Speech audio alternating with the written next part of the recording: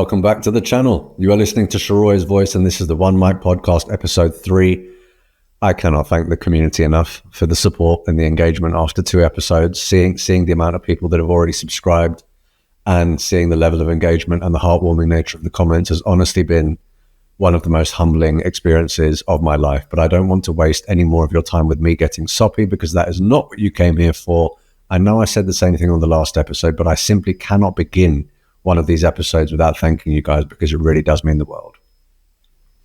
I know that we've just beaten Aston Villa 2-0, but I need to begin with this Arteta versus Emery discourse, because leading up to the match, look, it was always going to be a talking point, because obviously Arteta ultimately succeeds Emery, and Emery has done very well with Aston Villa. Emery did get one over on us twice last year, so I understand why it's a talking point.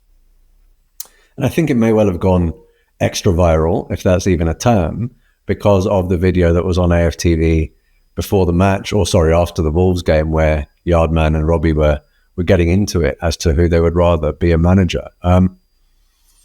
We have a problem in this world with social media. Social media is now leaving no room, in my opinion, for anything other than a binary opinion, anything other than right versus wrong. And I think with a conversation like this, there is an element of balance needed. Okay, so look, I want to look at Emery's time at Arsenal, and I have to address this, because Emery's time at Arsenal, I know a lot of people say that it's not easy being the man who comes after the man, and it was always going to be difficult to succeed Arsene Wenger in the same way that it was difficult for Moisey succeeding Alex Ferguson and so forth. But I'll be honest with you, I don't think at the time Emery was a bad appointment by the Cronkies, because I can see exactly why he was appointed.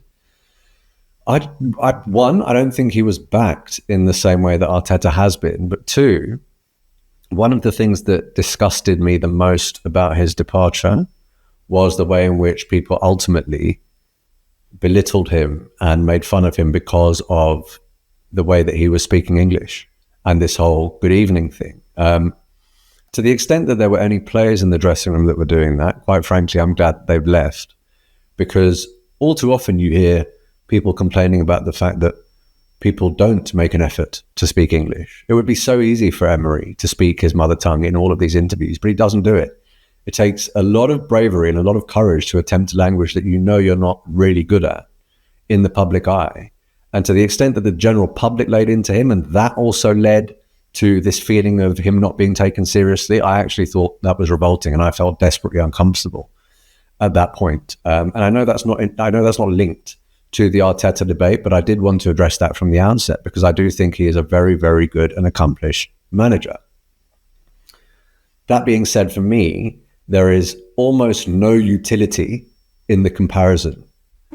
Arteta began his senior managerial career with Arsenal in 2019. Do you know when Unai Emery began his? 2004, I believe. So just to put that into perspective, yes, there's a decade and a half of experience that we're talking about here. But in 2004, Mikel Arteta had not even gone to Everton yet. He hadn't even ventured to that part of his career that we look back at now as part of his history, but we remember him as an Arsenal player. That is the gulf in time and experience that we're talking about here. Okay? Now, you guys know I like to use real life examples from the workplace, and I do that because ultimately being a football manager is also a job. So I think it's a fair comparison to make, notwithstanding the obvious differences. I've been qualified as a lawyer now for coming up to 8 years. There are lots of junior lawyers that I supervise or have supervised, and I'll be honest with you, I look at them, I look at their academics, I look at their raw materials, I look at how good they are as orators, I look at their drafting capability, and I sit there and think, you're very impressive. You probably are better now than I was back then. But there's no utility in the comparison between me and them, because I've had an extra 8 years to go and win cases. I've had an extra 8 years to build up my portfolio. I've had an extra 8 years to make mistakes and learn from them. I've had all of that time to learn what it takes to get me over the line in litigation.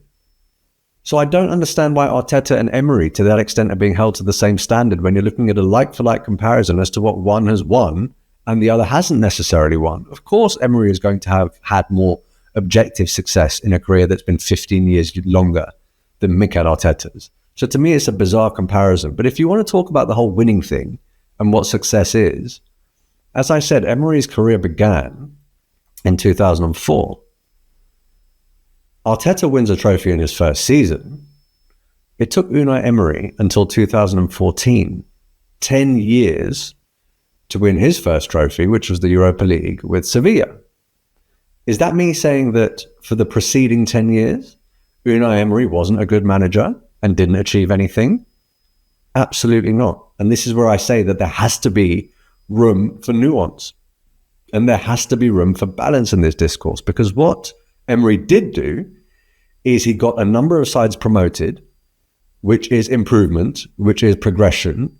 And you got a team like Valencia finishing in the top 3 for the first time in a very, very long time. And that was seen to be satisfactory at that moment in time. And that was seen to be progress. And that's exactly what Arteta has done. So to the extent that there's any utility in the comparison, I have to say I want to pop that. And seeing the sort of inflammatory nature of the debate and the notion that Unai Emery is the best thing since sliced bread and we never should have let go of him, I urge all of you to go back and look at the chaotic level of football, the chances that we were missing, the player profile and all of that, and the chances that we were conceding towards the end of Unai Emery's tenure, and then come back to me. Because the funny thing about this football game is I will never, ever, ever be comfortable with how short memories are. But those two managers did have a battle over the weekend, and I'm glad to say that Mikel Arteta came out on top. And I will get to the tactical side of things and why that was a slight surprise for me. Anyone that watches this knows that even though I am called an Arteta sexual very often, and even though that I might be put in that binary bracket because you either have to be a positive Arsenal fan or a negative Arsenal fan, I'm very often put in the positive Arsenal fan bracket. But I do like to start with the negatives. And there weren't that many, but I'm going to deal with them here. I don't think we can deal with the negatives without starting with Martinelli. I have to preface this by saying that there was a point, people might laugh at me, but there was a point where I genuinely did think that Gabriel Martinelli may well have had a higher ceiling than Bukayo Saka. Okay? Unai Emery, whenever anyone sets up against a team, they will look at what their primary threats are, and they will do what they can to extinguish those threats. Unai Emery, for me, didn't see Martinelli as a threat. And I'll tell you why. The way that the midfielders were being pressed by Aston Villa was something that was quite unique. And the way that there was no space given to our defence to be able to get the ball into midfield, to progress it onwards, because they saw the midfielders as a threat, was very telling. And I thought Rodgers, Onana and Watkins in particular were fantastic there. And you could probably add Bailey to that too. But they left Martinelli open. They left Martinelli open on the shoulder. If you haven't had the chance to watch it back, go watch it back. They left Martinelli open on the shoulder all the time. And I can't help but think that that was Unai Emery saying, Gabriel Martinelli isn't necessarily what he used to be. We need to devote a lot more resource to the likes of Odegaard, the likes of Saka, perhaps even the likes of Havertz. And if Martinelli gets the ball, we might be able to deal with it. And to some extent, that approach was vindicated. I loved to think that, or I would have loved to have thought that, once Matty Cash goes off and you have a relatively young, inexperienced fullback in front of you, that's when Martinelli could shine. Unfortunately, he didn't. And it wasn't just Martinelli that I think Emery targeted. Again, when we're talking about that press, I think Emery looked across the back four and he has seen Gabriel get himself into a bit of a pickle sometimes with taking one too many touches when he's pressed, and they targeted him. Again, go and watch it back. That's a coordinated press. That is a coordinated press. And this isn't the first time that I've seen Gabriel get himself into that sort of mess, but we got away with it for the Watkins chance, okay? The issue that I have with Martinelli not quite being at the heights is it really does impact the attacking balance.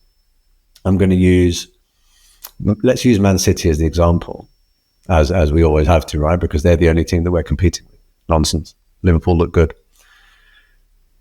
When we play Manchester City, obviously Erling Haaland is a massive threat. So you have to devote resource to defending. When it comes to Erling Haaland, very often it's a two-man job. But you can't leave the likes of Doku, Kevin De Bruyne, Bernardo Silva. You can't leave any of these guys open in the way that we left Martinelli open. It impacts our attacking balance, because when they devote that much resource to Bukayo Saka, Martin Odegaard, whoever's down the middle, it does mean that ultimately we use the right-hand side a lot more, because people think that we're going to be ineffective down the left-hand side, and they are somewhat vindicated. And that's something that we have needed to address for a little bit of time now. And we can talk about how our substitute did address that.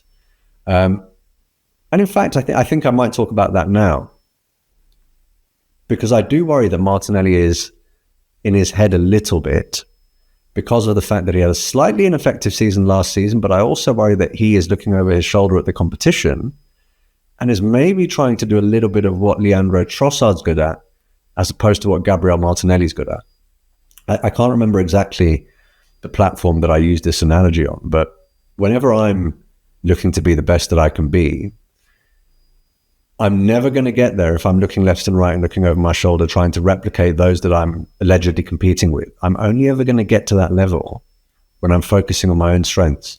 So I see Martinelli in situations where he can certainly just blitz it down the line, beat his man for pace, takes a couple of touches, stops, starts, and cuts in, and tries to play a pass that ultimately I don't think is within his locker, but is within Trossard's locker. You get two types of people when you're talking about competition. You get the people that rise to the occasion and say, all right, you want to take my place? Bring it. And you also get the people that get a bit nervous about the prospect of losing their shirt. And that transpires on the pitch. None of this is to say that I don't think Martinelli can reach the heights that we have all seen him hit. But we do need to address that quite soon because of our lack of attacking depth. And ultimately, the fact that we have picked up another injury in Gabriel Jesus, which is something that I'm going to come on to. The only other negative that struck out to me, and it led to a positive, bizarrely, and the positive was the Raya save. That deflected shot that hits the crossbar, there is a lot to be said about the striker's instinct, and I understand that, right? Which is why Ollie Watkins is following it in, knowing that it could ricochet and he could have a chance. Strikers have that. That's innate. That is not something that should be bespoke to a striker. Centre-backs should have that instinct. Centre-backs should be able to say, that could pop out and I need to be there to extinguish it. But David Raya was left all by himself there for that moment. I do think the centre-backs do need to be a little bit more switched on. If I'm looking at Gabriel for that chance that he gave to Watkins ultimately in the first half, brilliant pressing by Rodgers, by the way. If I'm looking at Saliba, certainly, but perhaps Gabriel, when it comes to that ricocheted shot, and certain shaky moments that I did highlight in the last podcast against Wolves, I would attribute that to nothing other than ring rust, because it's still early days, and ultimately Gabriel and Saliba were supreme in so many other instances in this game. My God, that I'm not going to say that they were bad performances by them anyway, but they are negative instances that did give rise to a little bit of concern during the game, and they are things that I think we ought to step out. But that's enough about the negatives, because there were a lot of positives in that game. There were a lot of positives. And I want to begin with the post-match conference. Mikel Arteta, I think it was Sky Sports. And they were talking about how Arsenal didn't really look as though they were trying to seize the moment in the first 60, 65 minutes. But Arteta came out and said, we were very, very surprised with how Aston Villa set up. And I was too. If you listen to anything I said before this game, I thought that Aston Villa were really going to use their first home game in that 5:30 environment, and the fact that we may have been a little bit nervy having lost to them twice last season, to really try and get on top of us. But it seemed as though they set up to extinguish and nullify us. What I love about that is we didn't deviate from the game plan to the extent that we lost an identity. We didn't deviate from the game plan to the extent that we couldn't fashion out any chances. This was an example of Arsenal having to think on their feet. And this is something that Arsenal will inevitably have to do a lot more when you're in, Arteta's fifth full season and teams think they're working you out. They're going to try and find different ways to extinguish your threat. And they may not always turn up the way you think they're going to turn up. And we earned our keep there. We absolutely earned our keep there. But you can't talk about positives in that game without talking about David Raya. Now, a goalkeeper, when the game's 0-0, a goalkeeper can't win you the game, but a goalkeeper can certainly give you the platform to win that game. If it's not for David Raya, there is an argument to be made that we lose that game and the atmosphere does get on top of us if Ollie Watkins puts that in. But without what David Raya did, Leandro Trossard doesn't have that moment. Leandro Trossard is precluded from having the opportunity to turn the game on its head the way that he did if David Raya doesn't pull off that save. And one of the things that I really loved about that is it shows the power of practice and repetition. Listen to David Raya after the game. You know, we often see set piece takers practicing their set pieces, whatever it might be. David Raya, and if you've watched any warm-ups, if you go to games, if you watched inside training on the Arsenal website, you'll see that all goalkeepers do this. They practice that day in, day out. It's that muscle memory. And he executed it to perfection. Because not only does he get up and get a strong hand to it, that strong hand takes it out of the way of danger. And I would like to think that isn't luck. I think that's intentional. He knows if he parries it straight forward, Ollie Watkins taps it back in. He gets it out of the way. That is sublime goalkeeping. He saved us in the first game. He's done it again. David Raya is 2 for 2. And he's in my fantasy team and he got me bonus points. So thank you for that. I did mention Leandro Trossard. Trossard is, I mean, there have been comparisons to Sylvain Wiltord. There have been comparisons to Ole Gunnar Solskjaer, the notion that it's someone who you know isn't necessarily going to start week in, week out, but someone that you know can turn the game on its head. The perfect squad player. But what I would say is, even though I was quite young during these times, I do think that Sylvain Wiltord and Ole Gunnar Solskjaer, over time, so I wouldn't say that they were happy about being on the bench, but I would say that they somewhat accepted their role as very, very important squad players. Did you see that Trossard celebration, or lack thereof? That, to me, was not a man that is content with being on the bench. And when I talk about the two types of people when they're faced with competition, Leandro Trossard, every chance that he is getting, he is rising to the occasion. And they said it on Sky Sports to Arteta. They said, mate, you're going to have a knock on your door on a Monday morning. And for me, Trossard has absolutely now justified his place in the starting 11 against Brighton, which I will come on to. But the other thing that I liked about Trossard, so the way that I was saying that Martinelli was left open on the shoulder, he isn't a substitute that's just waiting to get on. He's a substitute that's watching the game.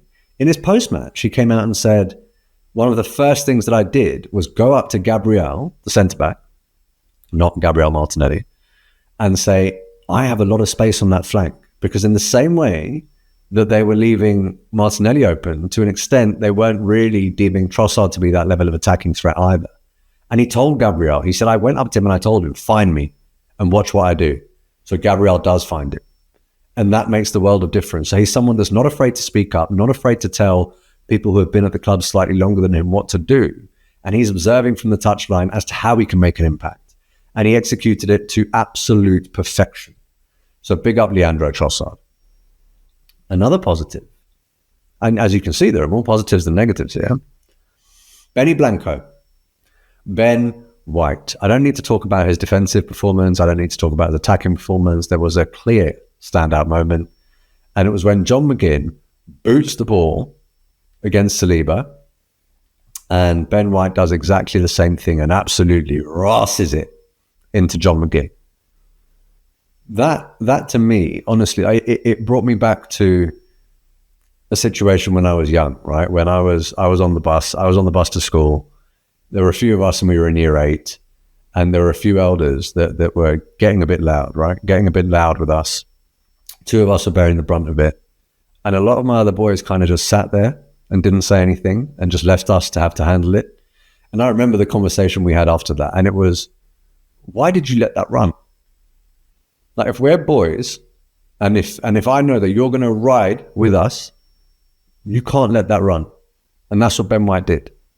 Ben White did not let that run. He said, if you're going to come for one of my teammates, my defensive partner, best believe I'm going to clap back. And I love that. I love that, because for so many years, we have missed that level of bite. And that was, again, you know what, not just that, but that was an effort by John McGinn to get into the head of one of our most accomplished centre-backs. What Ben White does there is he readdresses the balance and ensures that we push back to the extent that no, that's not happening. Not only are we going to stick to our game and remain calm, but we're also going to show the level of fight that will hopefully let you and others know that with us, you can't pull that. That doesn't run here. The defense in general terms, notwithstanding the errors that I've highlighted, I thought were fantastic. Calafiori comes on. One, the notion that we can have someone like Timber on the pitch and bring on someone like Calafiori and have someone like Zinchenko on the bench, who looked a bit grumpy, but we are where we are. It's brilliant. And there was a lot of discourse. I think it was on Match of the Day. It may have been on Sky Sports, saying that once it became 2-0, it looked as though Aston Villa gave up and weren't really trying to make it 2-1. I think that is a pile of nonsense.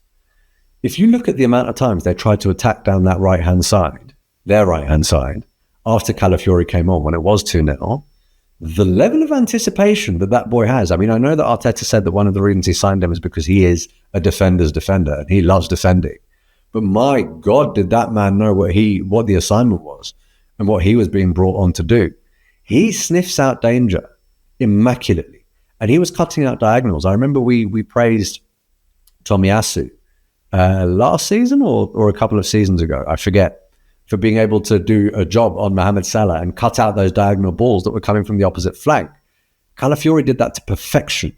And he showed a sign that his distribution is quite good too. A wonderful ball to set us off on the break. It's just unfortunate that the person that was breaking was William Saliba, so he couldn't do too much with it.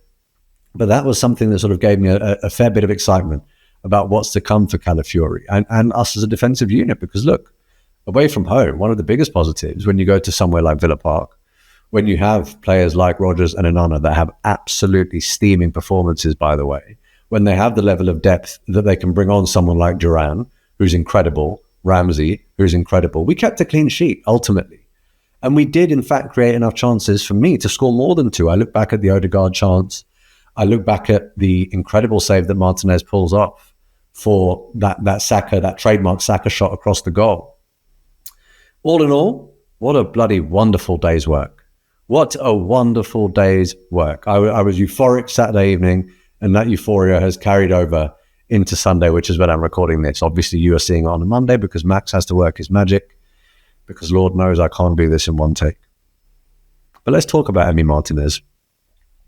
Another positive, an Emi Martinez clanger. The guy confuses me, because that save against the save that he makes for the Saka shot, I think is incredible. I think for the vast majority of Premier League goalkeepers, that ball is nestling into the corner of the net. Martinez pulls it off. Now, whether it's because he knows what Saka's trying to do, whether it's because he had to face that in training all those years ago, I don't know, but that was brilliant. But the Partey one, he has a lot longer to see it. He desperately should have saved that, And this isn't ill feeling towards Emi Martinez, but look, the guy has been quite loud. He's said his piece since he's left, and I know it might be petty and immature of me. I love seeing him make a mistake against us.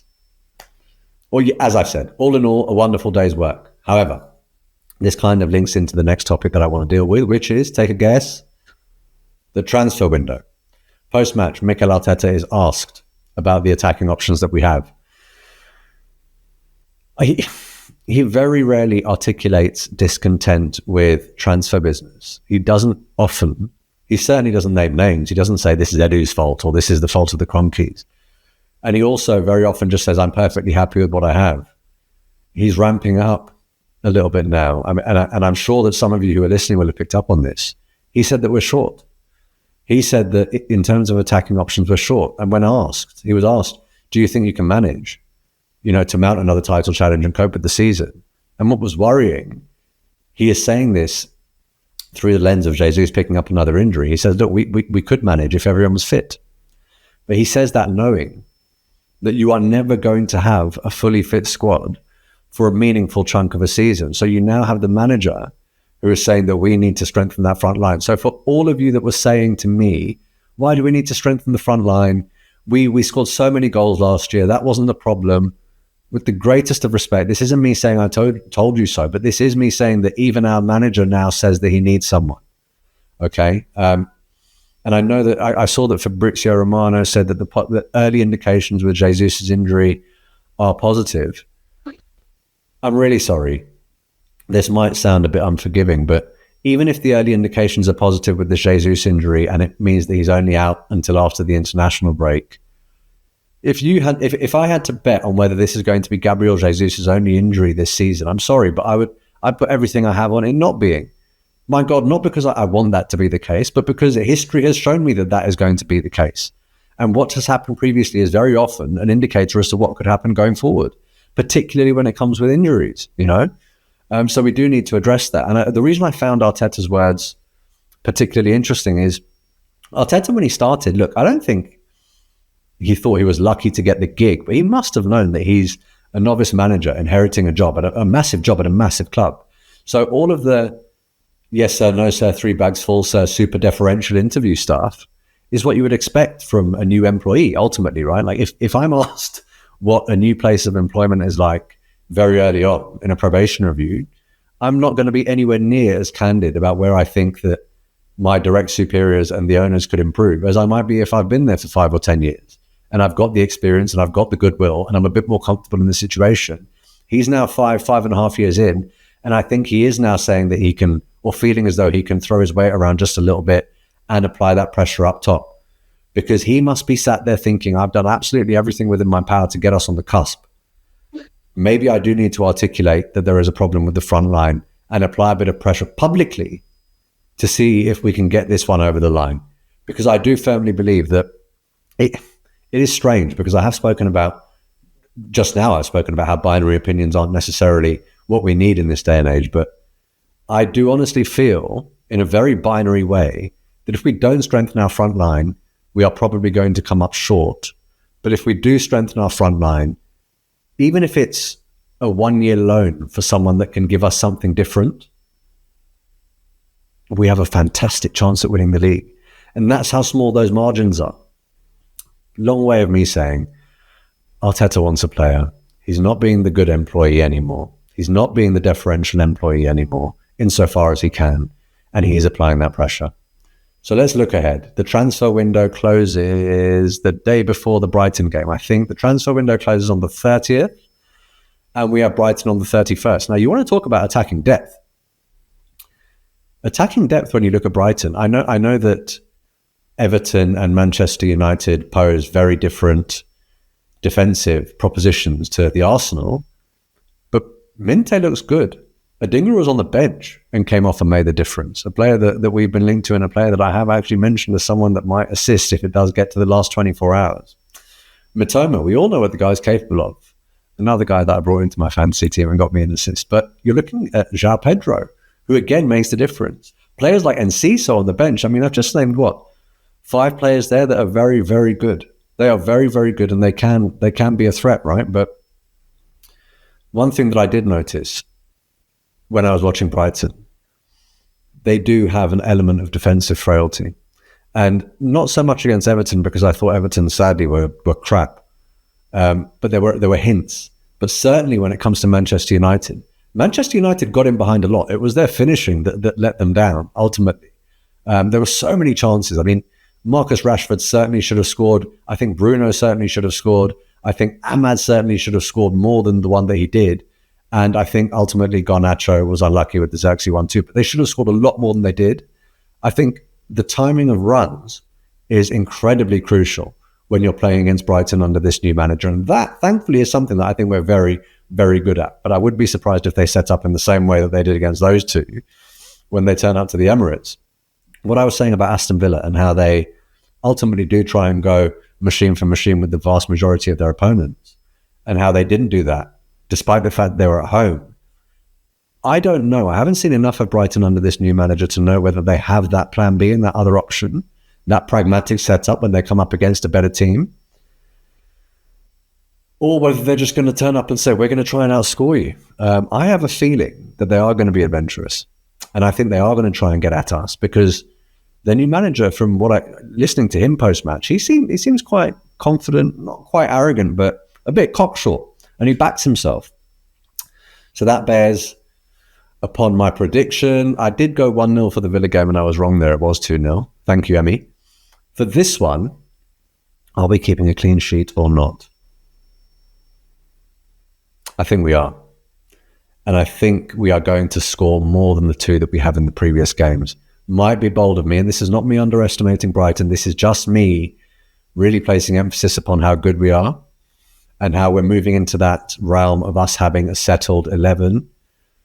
I'm going to go 3-0 to the Arsenal. And I think Trossard against his old club, having put in that performance and having quite squarely post-match said, I know Brighton, I know it's not going to be an easy game, but I think I have what it takes. I think he starts.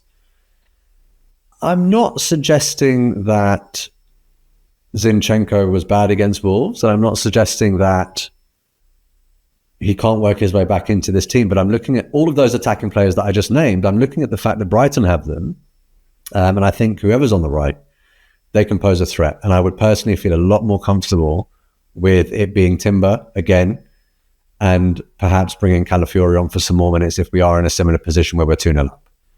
That's where I am with that. All right, which leads me on to what for me is now fast becoming my favorite segment of the show, because I'm on my own here. So when I get to sort of interact and integrate with the community through wrong answers only, it brings a smile to my face. And you, man, are hilarious, by the way. Some of these comments are genius. Last week's question was, what is the first thing that Todd Bowley does when he wakes up in the morning? Thank you all for keeping it PG, because I was worried when I asked that I was going to get some left field comments. I couldn't actually pick a winner. There were 3 standouts, and I will always try and read out my top 3. But if there are more, I can read out more because this is my show. I can do what I want. Jide Aiken. What does Todd Bowley do when he wakes up in the morning? Wrong answers only, remember. The answer is run a successful football club. Right now, even though they just scored 6, looking at what they've got going on in their dressing room, the amount of players they need to get off their books, that was a good one. Has anyone watched Coming to America? If you're my generation, you've definitely watched Coming to America. That's why this one's in here. Walter Mosito. What does Todd Bowley do when he wakes up in the morning? Takes one of those Coming to America baths. Your royal bowlies are clean, your highness. That was genius. And my final favorite comment, Southwest Gunner 5770. What this is, you have to visualize this one. When I read this out, you have to picture it. What's the first thing that Todd Bowley does when he wakes up in the morning? Southwest Gunner 5770 says he sticks on Robbie's latest episode of Transfer Daily. Wonderful. This week's question, I think I could get some inappropriate ones here as well, but again, look, it's my channel. If you do want to keep it outside of the PG-13 mark, go for it. Man's got a sense of humor. This week's question, why is Jack Grealish occupying the bench at Manchester City and not in the starting 11? That brings episode 3 to an end. Like I said at the beginning, I cannot thank you enough for the support. This is going to be a weekly show. I am taking the first holiday of the year next week, and I'm flying very, very early on Sunday morning. I'm going to try and record next week's episode a day early on the Saturday night, hopefully for an early release. But anyone that knows what it's like when you work full-time and you're working until late on a Friday, Saturday might be spent frantically running around, getting a little fade from my guy Ali at Forbidden Fades in Northolt, or packing or whatever. I will try and get the episode in, but if not, I will resume when I'm back. It's only a week. We won't have missed another fixture. It will be halfway through the international break, and that episode, regardless of whether it comes out next weekend or the following weekend, it will be slightly more in-depth as to what the first 3 games told us, what the next 2 games could mean, because they are big, but I'll be able to evaluate the transfer window with an element of completeness and conduct a holistic assessment, as opposed to the panicky, reactionary stuff that I'm seeing day in, day out on YouTube. This has been Sheroy's Voice, the One Mic Podcast, episode 3. We're out. Until next time, people.